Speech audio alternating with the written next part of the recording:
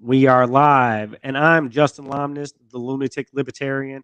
I'm here with Andrew Kennedy, one of our current holding Libertarian candidates that actually has a seat right now as a government representative.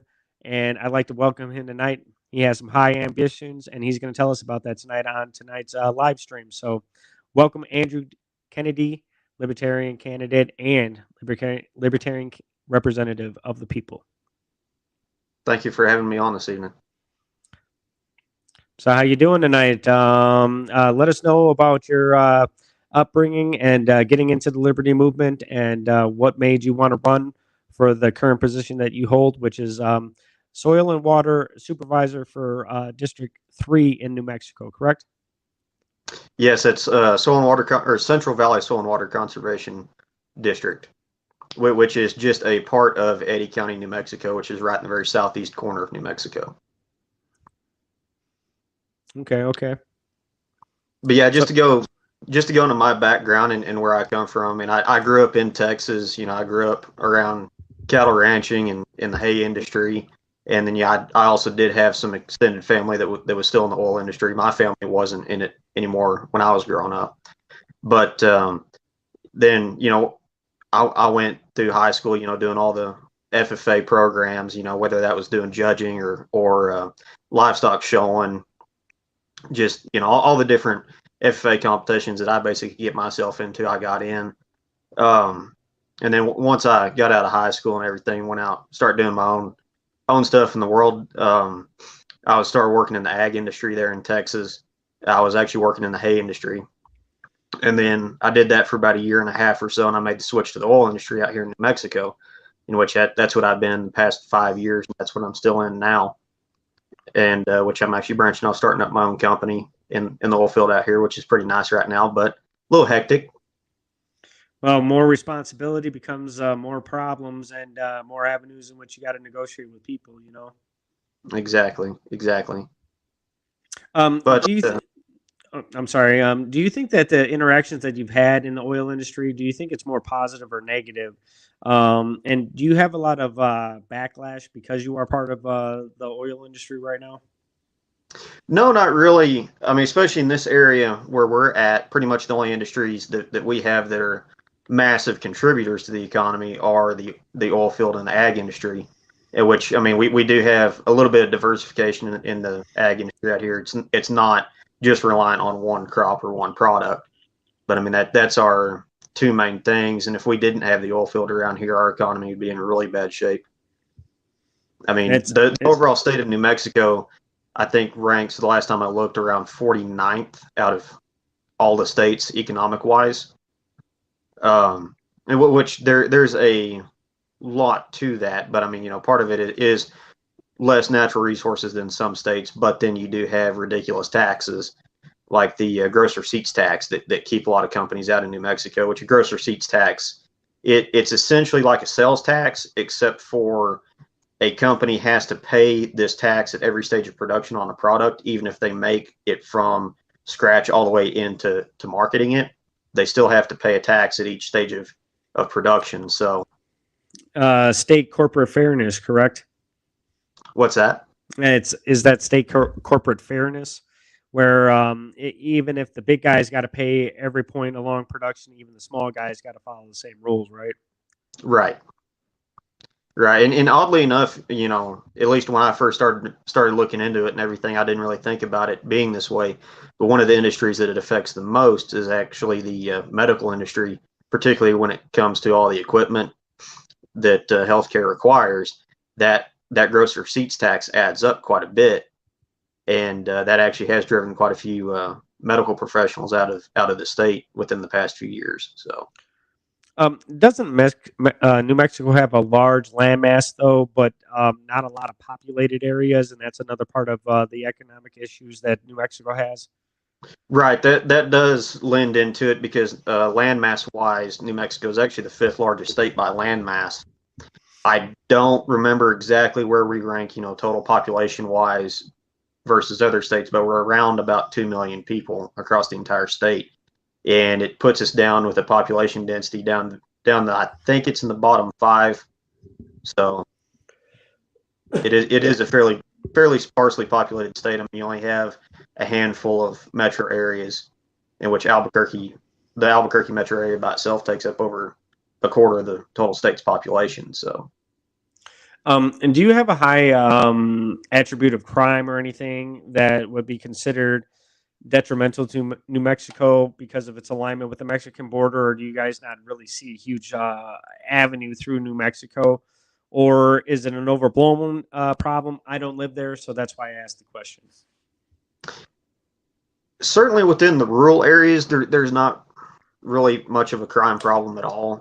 I mean, you can lend that to a whole lot of different factors. I mean, in the rural areas, there's very few people out here, which, I live in a very rural area myself. I mean, it's almost 40 miles to town from my house. Um, but, being the sparse population out here, and then the fact that the gun ownership rate is so high, that does lend itself to reducing any risk of crime out here in the very rural areas. The urban areas, I wouldn't say that there's anything that's necessarily crime driven, being that we're near the border. I know that Albuquerque does have a fairly high property crime rate. I don't know exactly where they're ranked high up or how high they're ranked up, but I wouldn't say that's anything that's necessarily influenced by being right on the border. You think it's pretty much average across the board, across the nation, that those numbers would probably equate themselves? I don't know. I'm only asking because do you think that property rights and stuff like that should be a sovereign thing that the individual should take care of, or should public entities take care of that for us? And when you're talking about being in an industry such as the oil industry, do you think they care more about degrading the soil or to making sure that it is kept safe and clean? As far as in the oil industry, as far as the oil companies themselves or the government agencies that own public lands out here. Well, I think it's a question that's a double-edged sword with that because the oil industry or that oil company is a private entity, and then you have the government, and then you have regulation. And I was going to ask you about what you think is good regulation as far as the oil industry, and what's negative in regulation, and what stunts growth or what reduces technological advances as far as the oil industry. Okay, yeah, I have a better idea of your question now.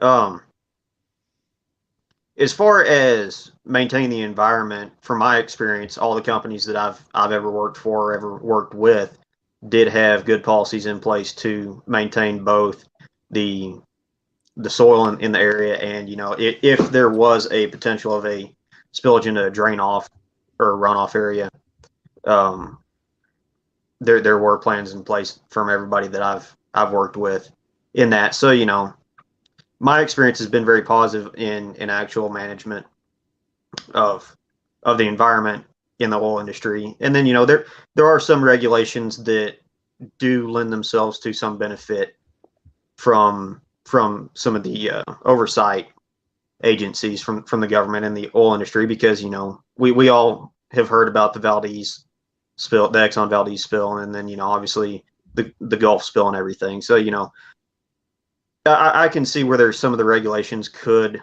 come up in somewhat of a useful form, but there's a ton of them that are excessive and do hinder both, like you said, technological advancement and even strategic resource.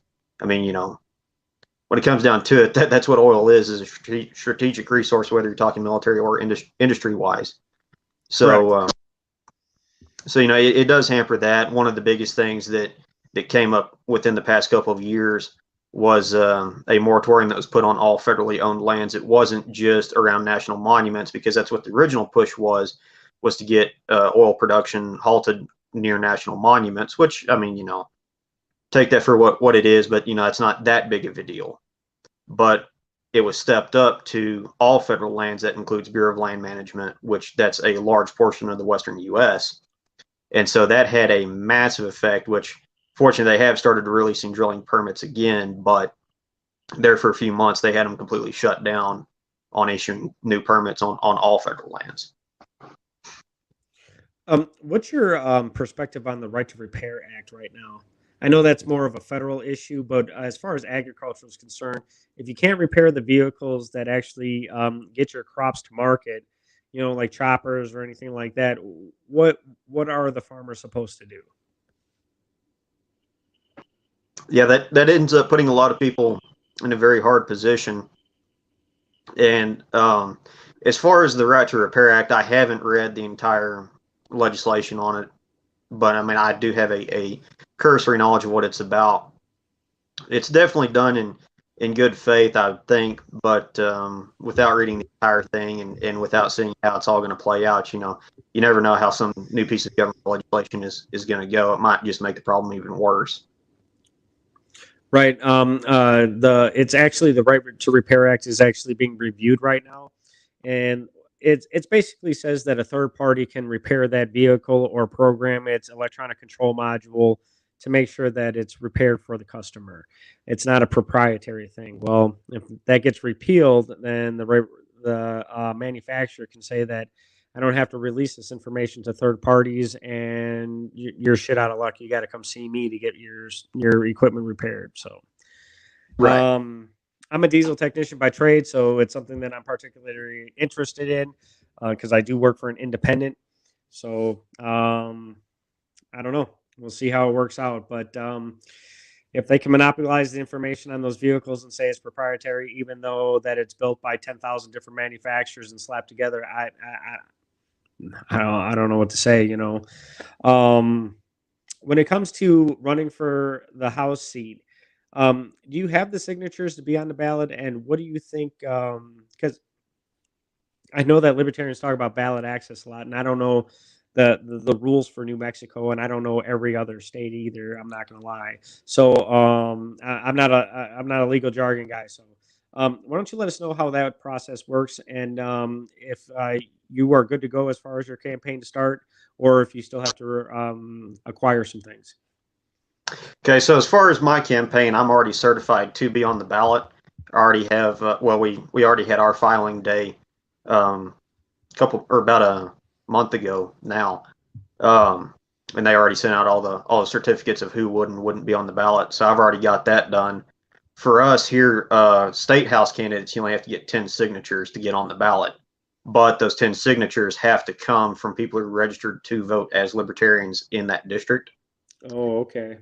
So you have to get them from, because New Mexico is one of the few states that allows you to actually register to vote as a libertarian. There's actually, I believe there's 7 total parties that you can register to vote as in New Mexico. But that aside, all of your signatures have to come from your party. So, it's not like you can just walk down the street and gather them all up right quick and it's the end of the petitioning. There's work that's got to be put into it regardless, correct?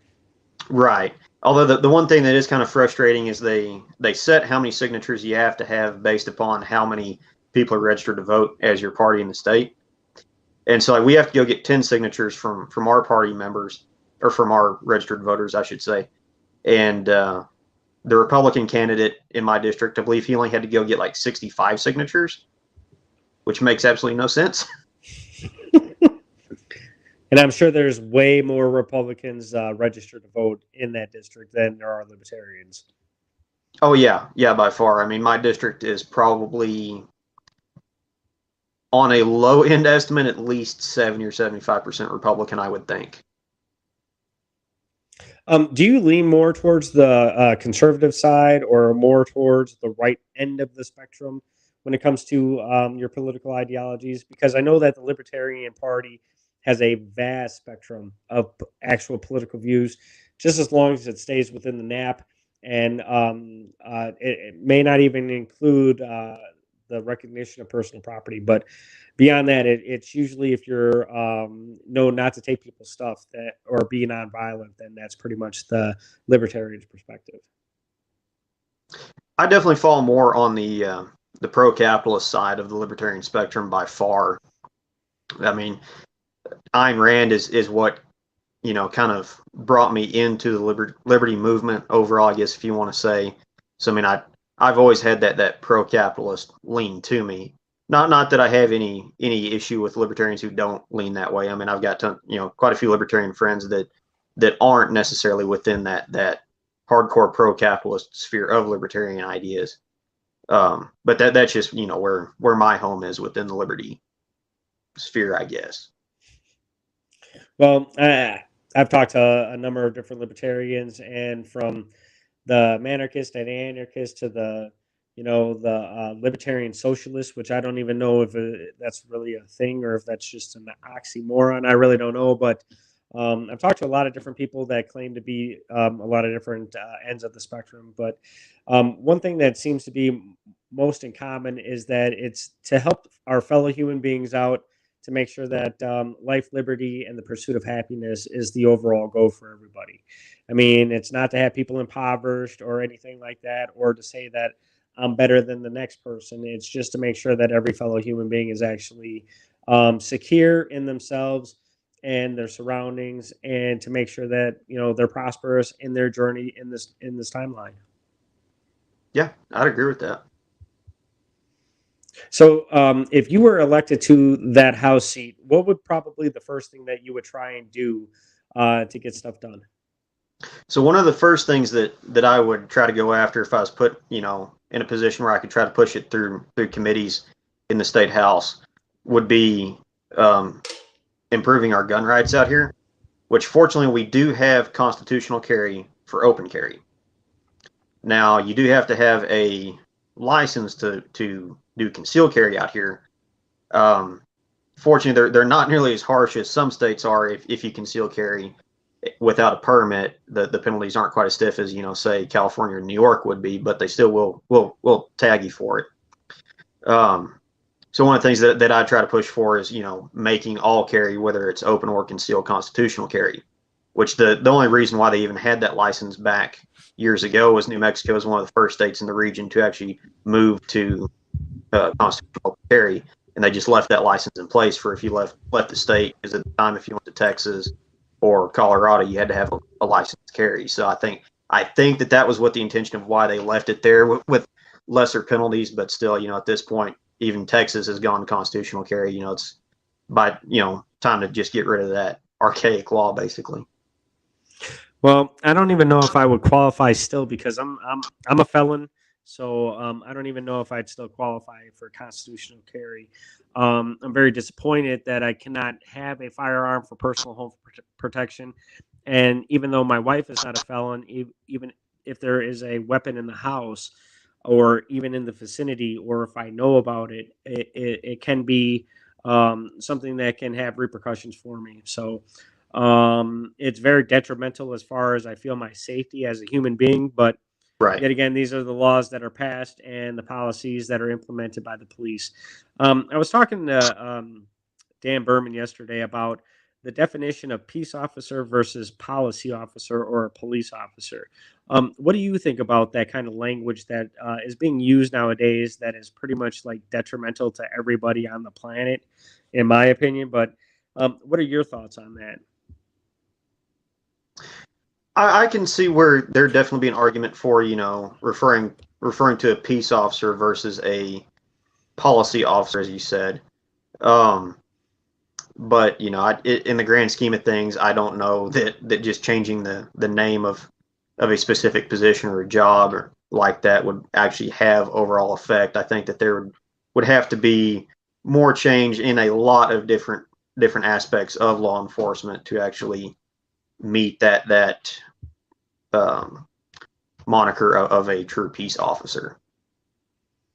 Yeah, and I mean, we see people go to jail for nonviolent offenses and stuff like that, and that's the only reason that I bring it up, is because they're enforcing public policy and not necessarily helping people with disputing contracts or anything like that, or any kind of like public disputes of like land or anything, which would then go to a court system and then so on and so forth. But I mean, when we're talking about simple ordinances, as far as like standing on a sidewalk and eating a donut or not passing gas in an elevator, these are the ridiculous laws that I'm speaking of, that they can still, if they choose, enforce. But yet again, police officers will pick and choose what policies they enforce as well. Like I've seen officers that Usually, most of their arrests are DUIs because of a certain shift they work, or because it's a lot easier because then the paperwork becomes routine, the testimony becomes routine, and so on and so forth, and it becomes more robotic. And obviously, you know, um, the counties and the states and the cities are looking for revenue. So, yet again, this is everybody always talks about the first and the 30th of the month, saying, "Oh well, you got to watch out because now got to make sure they're meeting their quota for the their traffic violations." So, Right. with it being so spread out in New Mexico, do you think that's more of a problem down there, or for a place that is more populated? I would think that'd be more of an issue in an area that's heavily populated, because in a lot of these rural areas, like where I live, if they started sitting out here and trying to hit us constantly with going 5 over the speed limit or something like that, we catch on pretty quick because they don't have anywhere to hide. It's flat and there's not a tree for 20 miles. So, there's really nowhere for them to hide. So we catch on pretty quick. So for us, that's not an issue. I would think that's a lot more of an issue in more heavily urbanized areas for sure. Do you have any real issues with like illicit drugs? What is your opinion on the drug war in your state? And do you think that public policy has been more detrimental or beneficial to the people? Because I'm against the drug war. I think that open and free trade should happen across all economies, and the free market will tell whether people want it as a commodity or not. So I'd like to get your opinion on these things. Yeah, I'm right there with you. I'm totally against the drug war. I mean, you just have the basic problem of, if you make it illegal, people are going to be going to, you know, criminals or less reputable people more often to get those drugs. And therefore, it's going to increase the amount of, whether it's fentanyl lacing and causing people to overdose or whatever.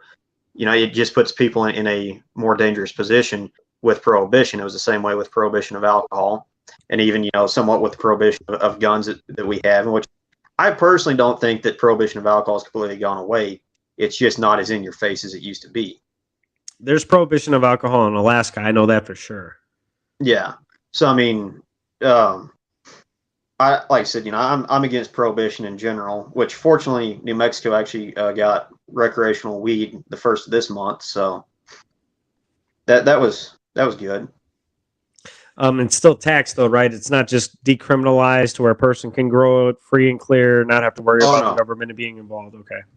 oh no, you still have to go get a license and permit and everything to grow, at least commercially. I don't know about if somebody's growing for personal use. I have no idea what those regs are, but I know as far as like producing it to sell to the public, you have to get a license for where you're growing it at. You have to have a license for where you process it at, and you have to have a license for where you're actually selling it from.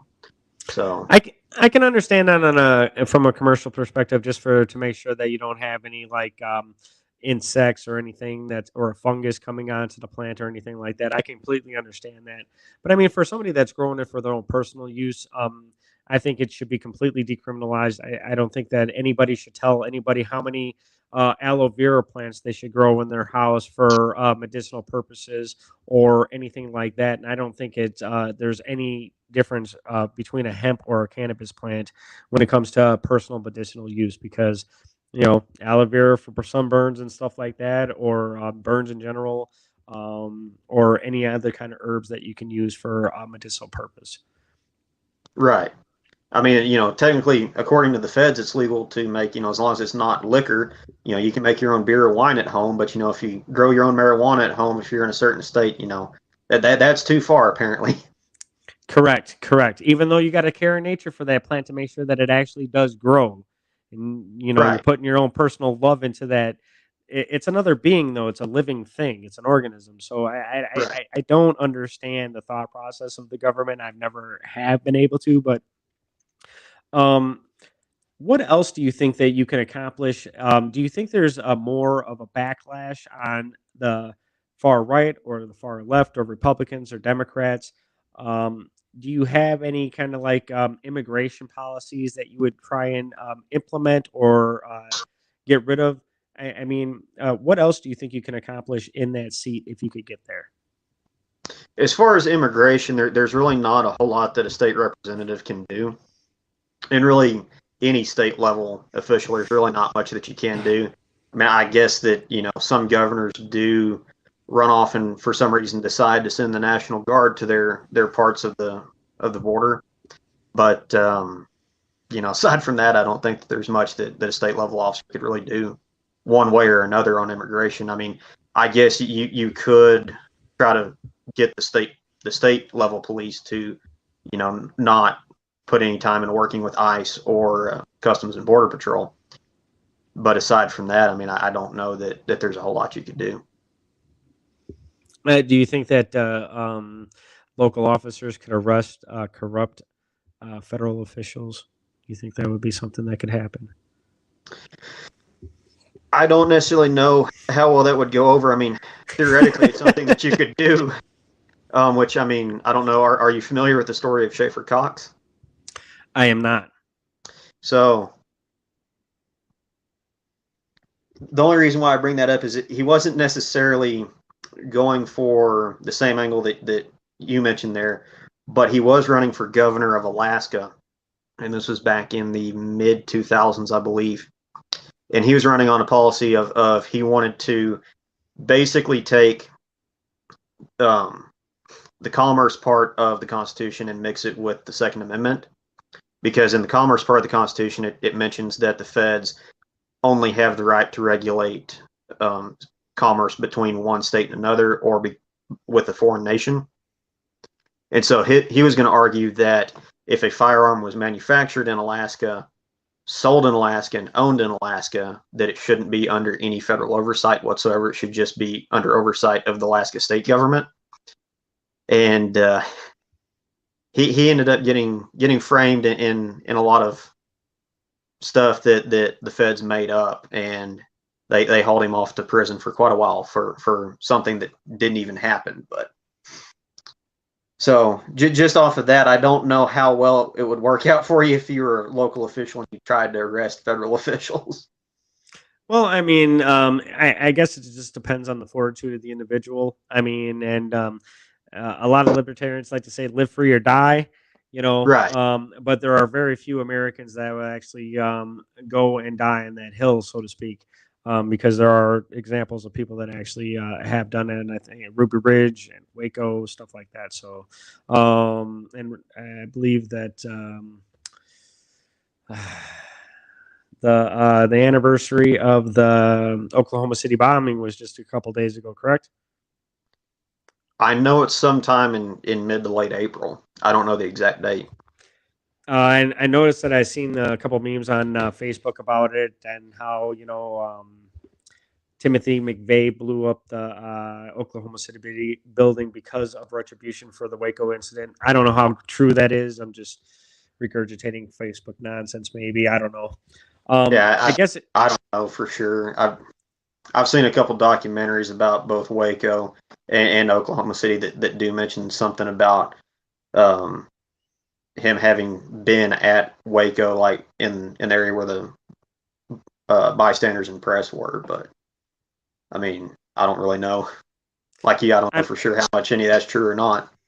I don't know. I guess my whole point is that when you talk about what is being classified as a terrorist and what is being classified as somebody that is against the state, for political gain, you have these examples of people that are actually physically fighting the state, whether it be the Black Panthers or whether it be Ted Kaczynski. I think I got that name wrong. The Unabomber. Is it Ted Kaczynski? Yeah, that's him. And he was the one that was advocating for trying to get rid of all the technology that was being implemented currently. And hindsight being 2020, a lot of people are starting to look at that information and it's like, well, maybe it wasn't so crazy anyway. So, I mean, when you look at these people that are actually physically fighting, let's say the state, and then you have some examples of people that fought the state and won, or fought a corporation that had hand and glove ties with the state, with individual that was fighting Monsanto. They just made a movie about him with Christopher Walken. And I mean, when you look at these individuals that actually have the gumption to really go full on against what they would probably call their enemy now instead of their government. Do you think that if more people took that position, that the government wouldn't feel so empowered from the people? I mean, in any instance, if people are upset, if more people do start taking resistance to whatever they are upset about, I do think that will get a lot more attention from higher places up. That's for sure.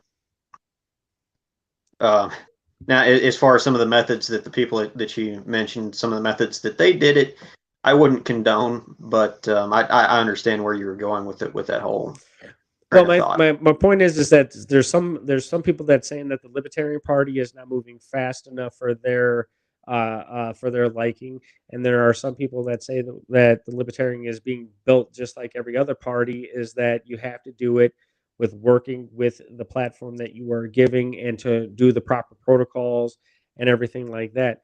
Do you think that the Libertarian Party, as an overall whole, has been grown grassroots from the ground up to where it is now, being in existence for about 50 years? What's that? Say that the last part again. I didn't catch all of it. Do you think that the Libertarian Party has been grown the way that it's supposed to in a grassroots fashion from start to now?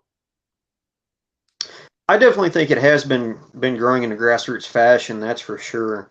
And a lot of people are disappointed that we haven't grown faster than we have. In which, yes, we have been around for quite a while, but if you look at the time that the other two parties have had to get ahead of us, that we're looking at anywhere from 100 and 140 or 150 years plus that they have on us. Hmm. Yeah, because Chris Ameling brought this up as well, as that the Libertarian Party is still relatively very young when compared to the other two parties. So, Right. um, as far as being like the third major party, and it's only, sorry if I'm wrong, but it's what, 50, 60 years? Did it just turn 60 years or 50? This is the 51st year this year. Okay. I do too much cannabis, so my brain doesn't work properly half the time because my memory is kind of like on a glitch. Like, is it 50 or is it 60? Is it 50? So, and a Yeah, 5 and a 6 sometimes look kind of similar depending on how you write. So, um, yeah, but I but mean, it's still a young party. So I think, do you think people are getting impatient with the party because of the political surface that they're looking at right now with what they have as far as the 2022 elections, or do you think it's just people are tired of politics in general when it comes to Republicans and Democrats?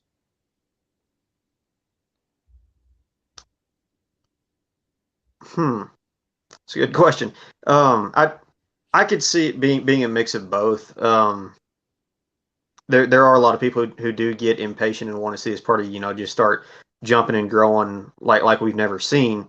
But you also have to keep in mind the fact that we are the third largest party in the U.S., but by no means are we the oldest third party. I mean, even the Prohibition Party is still around, and they were founded in the 20s. So the fact that we're the third largest party in the country, and not even anywhere near one of the oldest third parties, I think that does shine some hope for us for sure. I think so too. I think that excuse me, this should be sponsored by Pepsi Cola Corporation, because I am drinking Pepsi Cola and Mr. Kennedy is drinking Mountain Dew, which is also a Pepsi Cola product. So, Yep. Pepsi, if you would like to sponsor the Lunatic Libertarian, just send that money this way. We do like your product and we do consume it.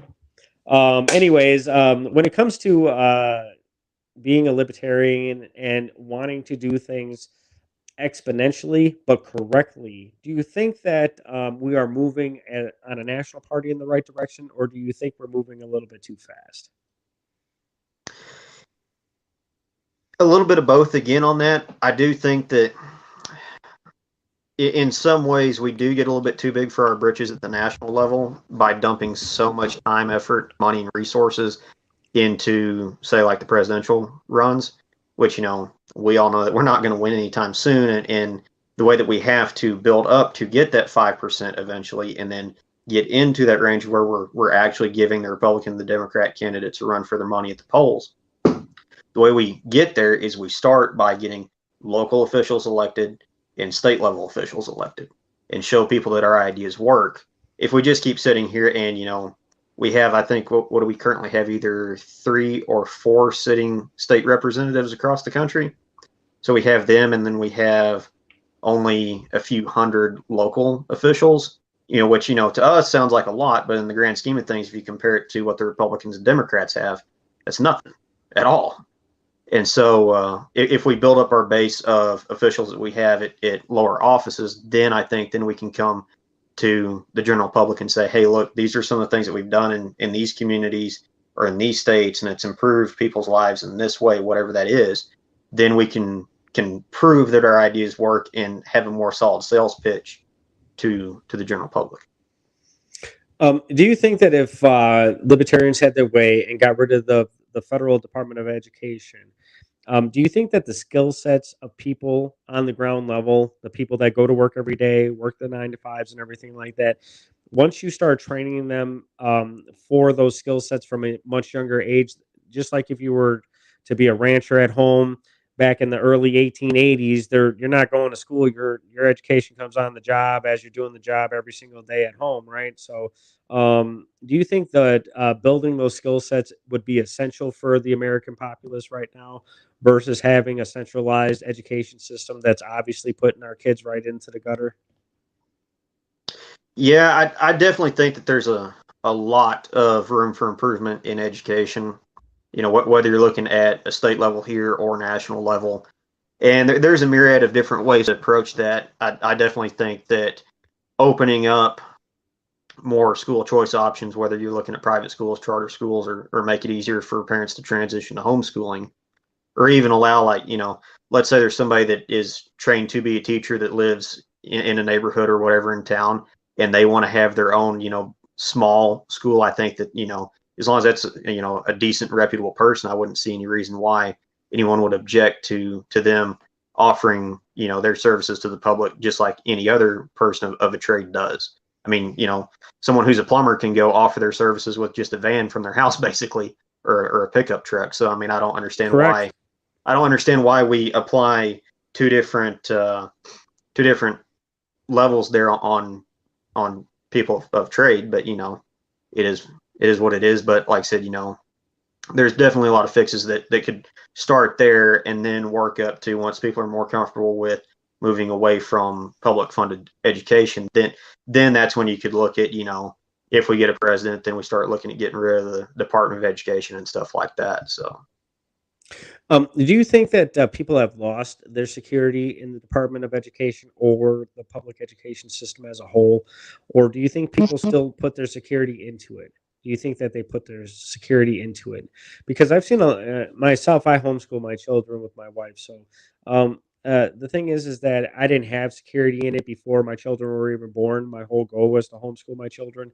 So do you think that people have lost their security in it? And if they lose their security enough to where people have opted out, gone to remote education or private education systems from, let's say it is a individual that only educates 2 to 3 of those children at a time, and then you have more personalized learning, I think, on that level. So I think that people are starting to adopt those systems because they have lost their security in the public education system, and then they put their security on where their money can, what their money can get them, or what their community can provide them from either family or friends, versus what public education is offering. yeah, I definitely think that, at least from what I've been able to observe myself, I do think that there is a trend again going to, other education options aside from publicly offered ones.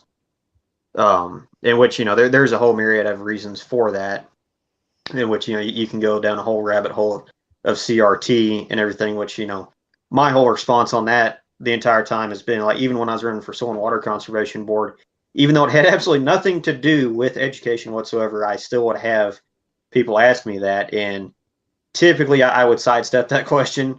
But, now in, this state house race, on that, I don't really take one side or another that, public schools should or shouldn't be teaching it. I'm more focused on allowing people to have another choice. If they don't like what's being taught at the school, then they should be able to homeschool a lot easier than they are now, or go to private school or whatever.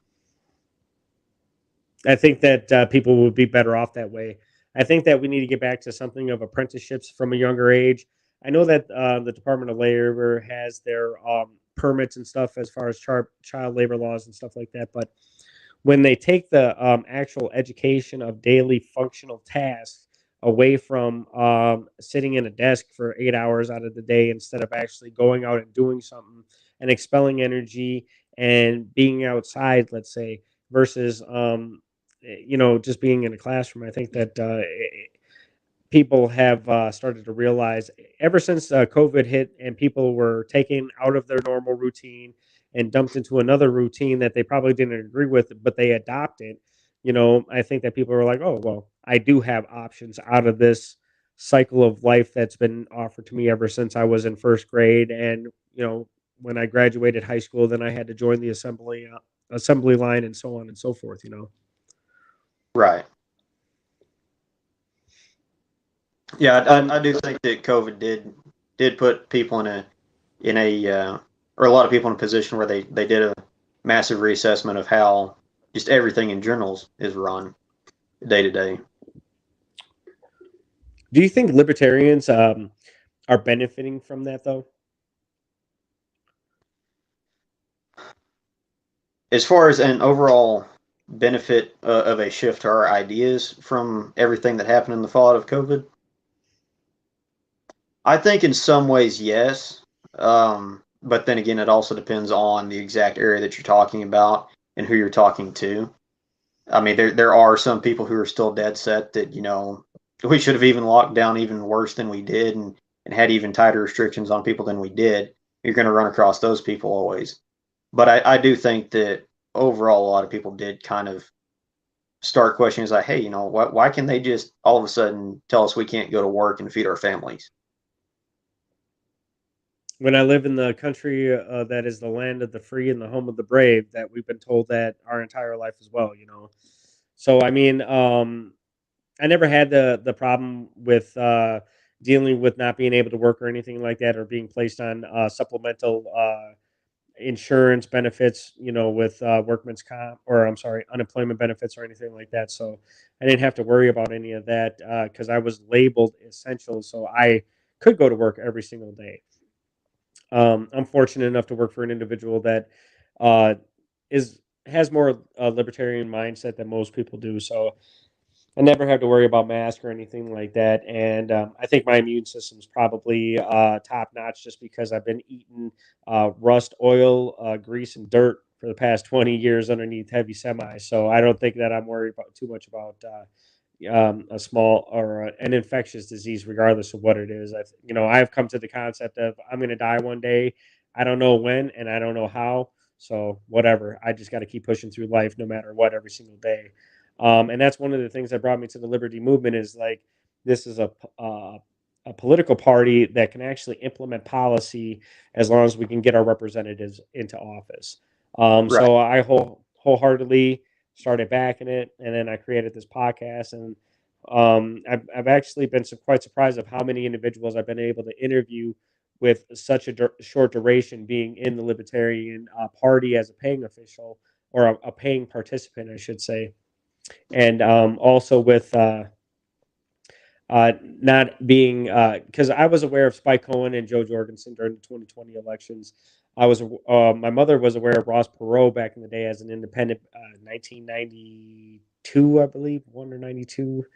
Yeah, it'd have been 92 because that was the year that Clinton got elected. So, Yep, 1992. So I mean, it's not something that I wasn't completely unaware of, but yet again, unless you start diving into it, people just usually go with the flow of life if that's what they have. It just depends on how informed they are and what information they're exposed to. So I was very happy to meet the Libertarian Party and then to be able to interact with the individuals of the Libertarian Party because it is very open.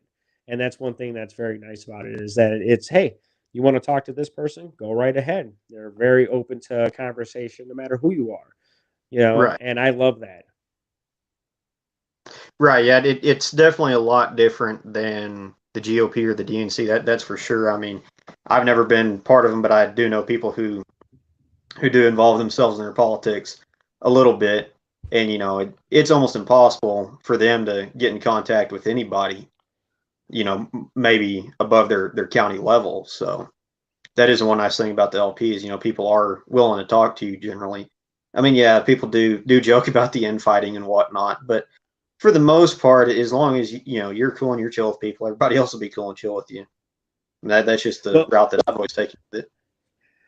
my experience, Andrew, is I just jam myself right in there and start conflict with people just to make sure that they know I mean business, and then later on I start becoming more calm and docile and stuff like that. So because I'm batshit crazy. That's why I chose being a lunatic, because it represents illumination on the subject, but people do come passionate about it, I would say. And when you look up the definition of is it a full moon tonight? Is there too much gravity on me, changing my mood? So I mean, but yet again, when you talk to people about libertarian ideas, they do think you are sometimes batshit crazy and that you're a lunatic. So I felt that moniker fit perfectly. The libertarians that I've talked to love it. So, where can people find you? Do you have a specific website out yet for your house run? And then if people can find you on Facebook or Twitter or Instagram, what's your social media status? And then, if they want to contact your office with any grievances, what's your contact info? Yeah, so as far as websites and everything, we're moving everything over from my previous campaign to the State House campaign. So that'll be up and running here fairly soon, I would think. And then the Facebook page, we're going to start up a new Facebook page for the State House run. Should just be Andrew Kennedy for New Mexico State House or something along those lines once that's up here. And that should be up here pretty quick as well. I do have a Twitter account. I don't run it. Some of my campaign people do, because I do not step into the world that is Twitter. I have seen those on there. I want no part of it. People can go on there and have their Twitter wars without me. Thank you very much. I am permanently banned from Twitter, so I actually posted that on my Facebook. It says your account is permanently suspended. Oh, I've had like 3 Facebook accounts suspended at this point. I just keep coming back. But yeah, so like I said, there'll be new websites and social media up here within the next few days, I would think. Like I said, a lot of it's just moving stuff over and making sure that we're compliant with all the campaign finance rules, which those are always fun. All the rules are fun because they're always stacked against you. So. Oh, right, yeah, and like you said, if anybody wants to contact my current office, we're the supervisors are basically never there. We do have a phone number to the Central Valley Soil and Water Conservation Board office, but it just goes to the secretary that's there. But my general political phone number, that if anybody needs to contact me in the area that has any grievances, it's 575-616-5686.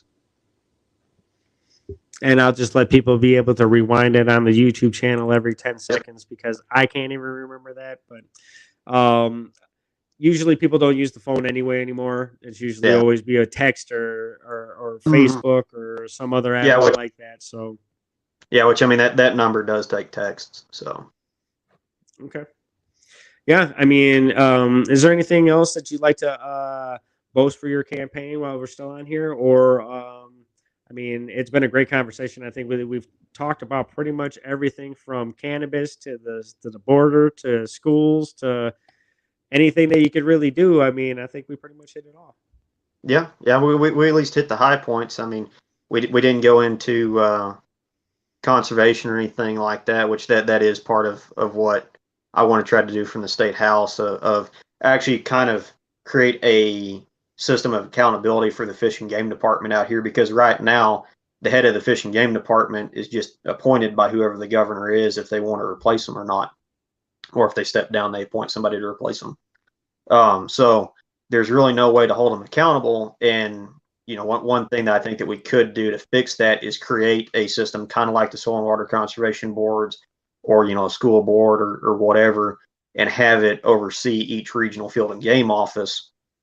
That way, if they're wanting to make large budget, changes, or they're wanting to, do a new program to try to catch people doing whatever, then they have to come to that conservation board and actually say, hey, this is what we want to do. Is this something that, the board would be comfortable with us doing? Yeah, conservation is really hard for me right now because I'm drinking out of this can of soda when I should be drinking out of a canteen for water. You know what I mean? Right. I can't preach on that. I mean, it's very hard for me to be as minimalist as possible because we're all ingrained in our abundance of convenience. So I mean, it's real hard from using paper plates to styrofoam cups to I mean, all that stuff's real hard.